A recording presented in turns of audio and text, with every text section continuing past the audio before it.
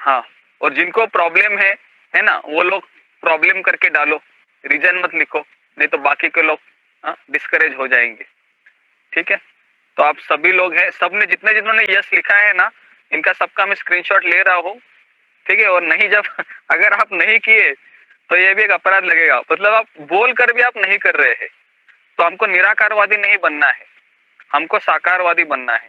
ठीक है, ओके, ठीक है, हाँ, ओके। सभी लोगों ने मोस्टली ऐसे बोला है, कुछ कुछ लोग ही हैं जो नहीं बोल रहे हैं, लेकिन जिन्होंने नहीं कहा है उनको अपना ऑडियो है ऑन रखना है। ठीक है, नहीं तो क्या होगा ना, हमको निराकारवादी नहीं बनना है। भले आप जिस सिचुएशन में है, भक्तों को दिखाना है कि आप है करके, आप कोई जीवात्मा है, चाहे आप स्त्री के शरीर में हो, पुरुष के शरीर में हो, लेकिन हम भक्त है सभी। तो ये हमेशा हमको पता होना चाहिए। ओके, तो अभी हम आगे बढ़ते हैं। तो इसमें किसी को प्रॉब्लम है जपा के ड्यूरेशन में? किसी को कुछ कहना है? ज्यादा समय लगता है, कुछ कम कहना है। हाँ, बोलो। अभी नेक्स्ट मंथ से बच्चे की स्कूल चालू हो जाएगी, तो उस समय हमको बच्चे का टिफिन बनाना पड़ेगा, तो फिर हम कैसा ये सब करेंगे? तो आपको फिर जल्दी उठ के 16 माला करना होगा। समझ में आ रहा है क्या? कुछ कुछ है हमारे ग्रुप में ऐसे, एक है माता जी जिनका नाम नहीं लूंगा मैं, तो उनको कहीं जाना रहेगा तो 2 बजे उठ के 16 माला करते हैं। समझ में आ रहा है? उसके बाद फिर वो बाकी का चीज करते है ना। तो उतना हमको सीरियस होना चाहिए। समझ में आ रहा है? तो उतना अगर आप गंभीरता से है। बच्चे को अगर 7 बजे टिफिन चाहिए, नहीं तो मैं वही बोल रहा हूँ, बच्चे को टिफिन चाहिए तो आप आपका बाकी का जो समय है ना, नींद का समय, उसको थोड़ा कॉम्प्रोमाइज कीजिए फिर, और उसको फिर आप जल्दी आ जाइए, है ना, जब करने जल्दी 4 बजे आ जाइए, क्योंकि 4 बजे हमारे लिंक अभी खुलेगी। अभी हम रोज हमारा लिंक 4 बजे खोलेंगे, तो 4 से हम जिस किसको आना है अपने 1 घंटा 1.5 घंटा जो भी है, जिस यथासंभव आप आइए, जपा कीजिए, और फिर आपका जितना भी काउंटिंग हुआ है उसको चार्ट बॉक्स में लिखिए कि हमने 10 माला किया है, 8 माला किया है, बाकी का माला हम करेंगे, है ना। तो इस तरीके से आप चार्ट बॉक्स में लिख कर जाइए, ताकि पता तो चले एटलीस्ट आप लोग आए थे। कभी कभी पता ही नहीं चलता कौन आए हैं, आप लोग चार्ट बॉक्स में भी लिखते नहीं है कि हम इतना माला किए हैं, इतने बजे आए थे। तो ये भी एक अच्छा ऑप्शन दे रहा हूँ मैं आपको कि 4 बजे लिंक खुलेगा, 7 बजे तक लिंक रहेगा, और हमेशा उसके बाद भी लोग जपा करते हैं, 7:30 बजे तक जपा करते हैं कुछ लोग। तो कम से कम 3-3.5 घंटा है आपके पास, तो आप आपके हिसाब से आप टाइम एडजस्ट करो। जो लोग जल्दी उठ के करेंगे उनका भगवान ज्यादा ख्याल रखेंगे, क्योंकि वो अपना बहुमूल्य समय दे रहा है शुरुआत की नींद का। तो इसके लिए कम से कम आप 5:30 बजे के पहले तो आ ही जाइए सभी लोग। उसके बाद आप मतलब अगर कुछ ज्यादा ही डिफिकल्टी है तो ठीक है, लेकिन आप प्रयास कीजिए। ओके, और किसी कुछ कहना है जपा के ऊपर? कुछ 4 के पहले भी आ सकते हैं प्रभु? 4 बजे के पहले आप अकेले ही आइए, थोड़ा वेट कीजिए। नहीं, लिंक खुलती कहाँ? 4 के पहले लिंक खुलती नहीं है। नहीं, 4 बजे ही लिंक खुलेगा। अभी मैं बताऊंगा लिंक ओपन करने वाले को कि आप 4 बजे ही लिंक है। मेरे को टाइम लगता है, माला से 9-10 मिनट लगते हैं, कई बार देखा। नहीं, अभी आप बूढ़े हो गए हैं तो थोड़ा सा आप देख लीजिए, लेकिन कम से कम 7 मिनट, ज्यादा से ज्यादा 7 मिनट लगना चाहिए। ठीक है, तो अभी हम आगे। हाँ मैम, 2 घंटे 7 या 8 मिनट लग जाते हैं।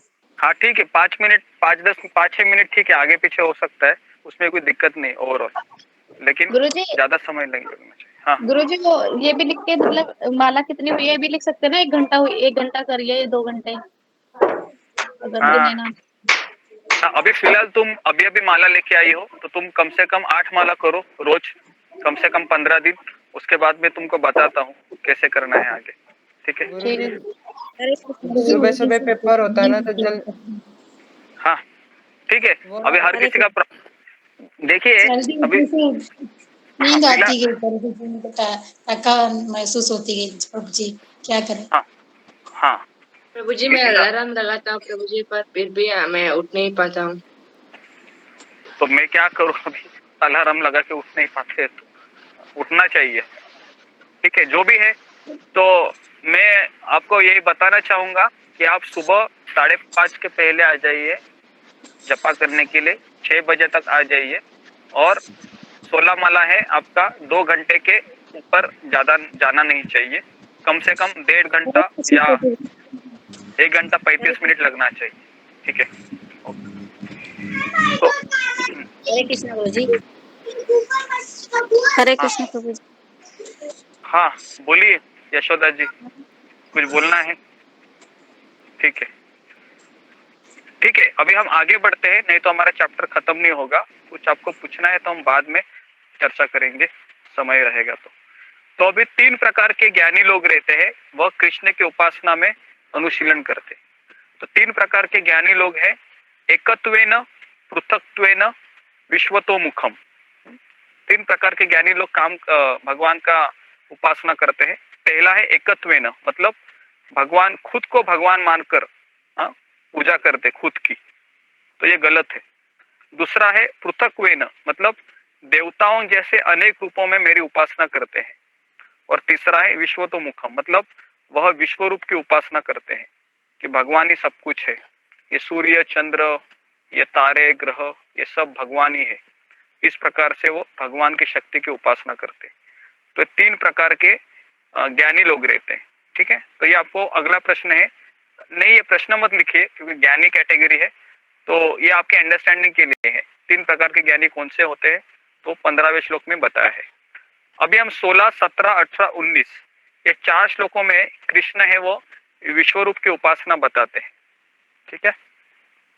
तो पहला है 16, 17, 18। तो 16, 17, 18, 19 पढ़िए जरा जी। अहम क्रतुरहम यज्ञ स्वाधमहम औषधम मंत्रो अहम नैवेद्य महमग्रहम हुतम। किंतु मैं ही कर्म कांड में, मैं ही यज्ञ, पितरों को दिया जाने वाला तर्पण, औषधि, दिव्य ध्वनि, घी, अग्नि तथा आहुति हूँ। पितामहस्य जगतो माता धाता पितामह, वेद्यम पवित्रम ओंकारः ऋक्साम यजुर्वेद च। मैं इस ब्रह्मांड का पिता, माता, आश्रय तथा पितामह हूँ। मैं यज्ञ शुद्धि करता तथा ओंकार हूँ। मैं ऋग्वेद, सामवेद तथा यजुर्वेद भी हूँ। गतिर्भर्ता प्रभु साक्षी निवास शरणम श्रहत प्रभय प्रलय स्थानम निदानम बीजमव्ययम।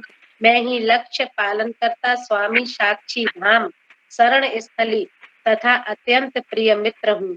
मैं सृष्टि तथा प्रलय, सबका आधार, आश्रय तथा अविनाशी बीज भी हूँ।